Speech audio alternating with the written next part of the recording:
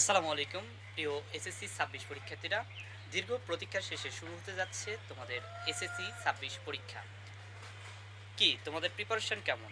খুব টেনশন হচ্ছে? মনে হচ্ছে সব ভুলে যাচ্ছ? এটা একদমই নর্মাল। এই ফেজে এসে মোস্ট অফ দ্য স্টুডেন্টস এই প্রবলেমটা ফেস করতেছে। পরীক্ষার এই শেষ মুহূর্তে এসে যেসব বিষয় মাথায় রাখবে: নাম্বার 1, নতুন কোনো টপিক এ সময় দেখতে যেও না।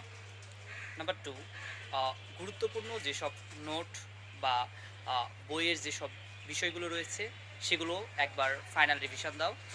নাম্বার 3, রাতে পর্যাপ্ত ঘুমাও।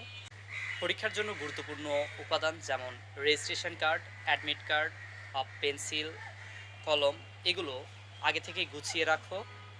আর পরীক্ষা হলে যাওয়ার আগে ইজি কোনো কোশ্চিন সলভ করে দিও, তাহলে এটা তোমাদের কনফিডেন্ট বিল্ড আপ করবে। পরীক্ষার হলে একটু সময় নিয়ে যাবা, আর প্যানিক করো না। যেটুকু আছে তার বেস্টটা দাও। মনে রেখো, এই এক্সাম তোমাদের জীবনের শেষ এক্সাম না, কিন্তু তোমাদের জীবনের একটা বড় অপরচুনিটি ভালো কিছু করার। সো তোমার যেটুকু পড়েছো বেস্ট দাও, আর নিজের উপর বিশ্বাস রাখো। সাকসেসফুল তুমি হবে।